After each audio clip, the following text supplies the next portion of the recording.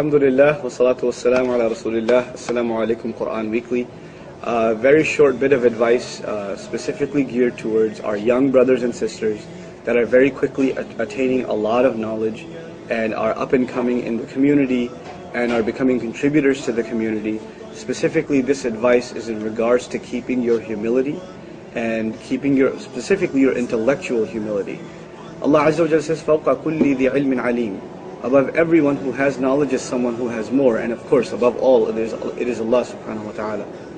You know, when I was a lot younger, and I would learn something in a speech, and among my friends, you know, we'd go and attend a program, we learn something, we take some notes, we feel like we know this stuff, and then we can debate others about this stuff.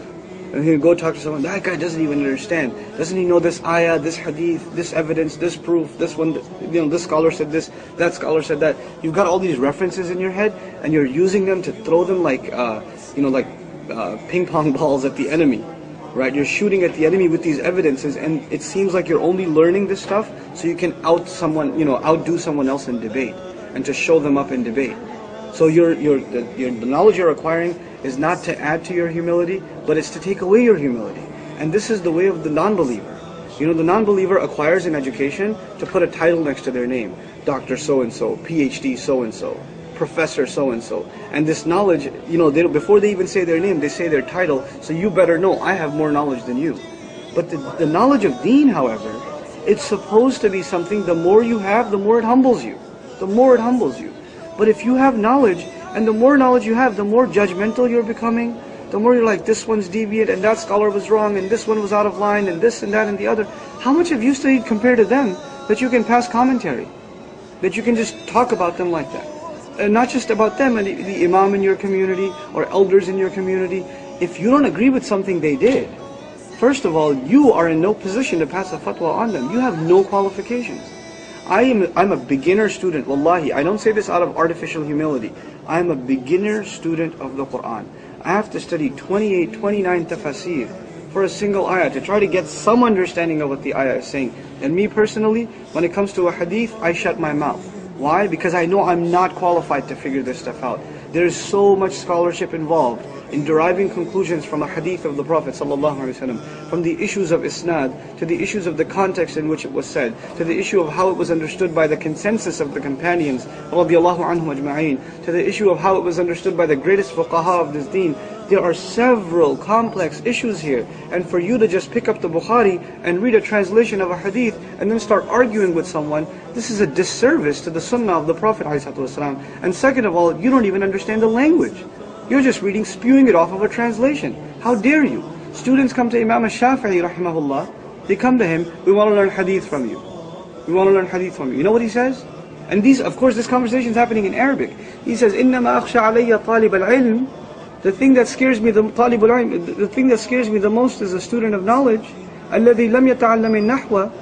The one who didn't even learn proper syntax, deep understanding of grammar. And who's saying this? Al-Shafi'i, who spent 20,000, a third of his wealth he spent learning the Arabic language, and the other 2/3 learning hadith. And by the end of it he said, I wish I spent my other 2/3 that I spent on hadith, even that on Arabic. That's how concerned he is about deepening his knowledge of this rich language. Just because you've taken 2 courses in some book on Arabic studies nowadays, and you've attended a weekly halaqah on some grammar, you are not qualified to be commenting on a hadith. You are not. I am not, and you're not. This is the work of muhaddithun and scholars to comment on it.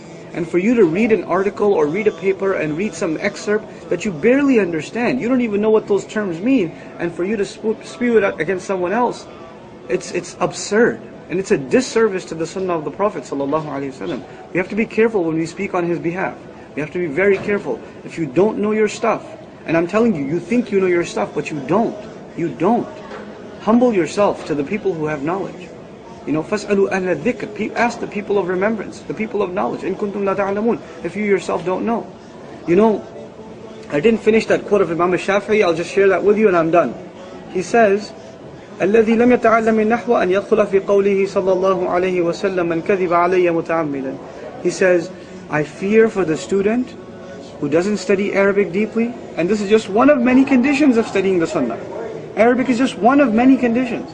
He says specifically only about Arabic even. If you don't even fulfill this, I fear I will teach you hadith and you will fall victim to the warning of the Prophet ﷺ when he said, whoever makes a lie against me on purpose has guaranteed himself a place in hellfire. He was scared to teach people a hadith because he knew these guys, these Arabs, they're Arabs, and they knew Arabic, and he says, no, you don't know Arabic, you don't know enough. I can't teach you hadith. Subhanallah. And here we are in our times, you're Googling a hadith in English, and you don't know the first thing about what a sharh of a hadith is, or what the historical context. You know nothing about it, and you feel qualified to speak on behalf of the Sunnah. This is an act of arrogance, not an act of service to the deen. Don't delude yourself. Last comment about this is very important. You're young right now. And when you're young, the world is black and white. Everything is very clear to you. How can people disagree with me? I have all the knowledge in the world. When you get a little bit older, hopefully you'll mature a little and realize, how stupid was I when I was that young? How stupid when I used to think I know this stuff, when I don't.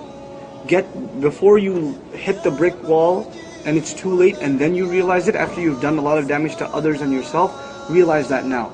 Realize that, don't fall into the trap of others who've gone down this road and learned things the hard way. And that includes myself. I used to be like that too. I used to think that I know some things. And when I actually started learning from people of knowledge, I realized, man, I don't know what I'm talking about. When it comes to certain things, I should just shut my mouth. People ask me a question about fiqh or a hadith, I shut my mouth. I say, I don't know, I'm sorry, I'm not qualified. If they ask me a question about Quran, I say, I'll look it up for you, I'll see what the scholars have said. Let me see what other things have been said.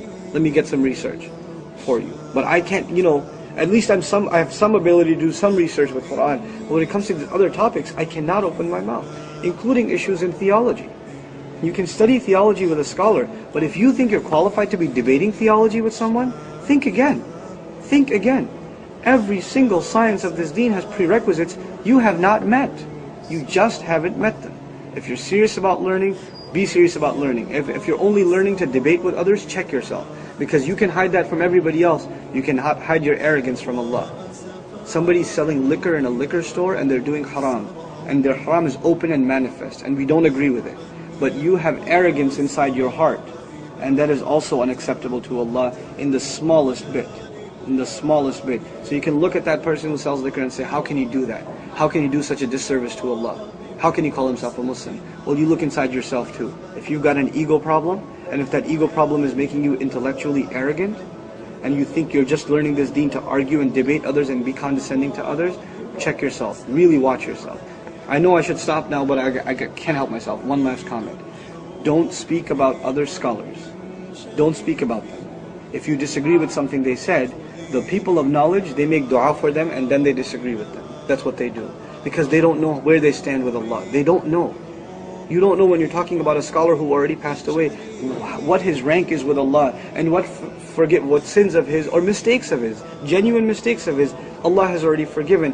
And you don't even know if they're mistakes. You think they're mistakes. You think they're mistakes. How dare you talk about someone like that? These are slaves of Allah. Allah wants us to be humble to other believers. Somebody says salam to you, that is enough for you to accept that they are a Muslim. وَلَا تَقُولُوا لِمَنْ أُلْقِيَ إِلَيْكُمُ السَّلَامَ لَسْتَ مُؤْمِنًا. Don't say to someone who comes to you and says salam that you're not a believer. And today somebody says salam to you, you say, I don't know, this guy probably deviant. I don't even know if I should return his salam. Or I should pray next to him, or respond to his supplication, or let him lead me in prayer, because I don't really know if he's Muslim or not. You become that deluded. You become that confused. May Allah Azza wa Jal make us intellectually humble. May Allah Azza wa Jal give us, our scholars, the strength to teach that intellectual humility to the people. May Allah Azza wa Jal make us all sincere, genuine students of knowledge, and teach us when to shut our mouth, when to watch our tongue, and to be humble to us, and more importantly, to the deen of Islam.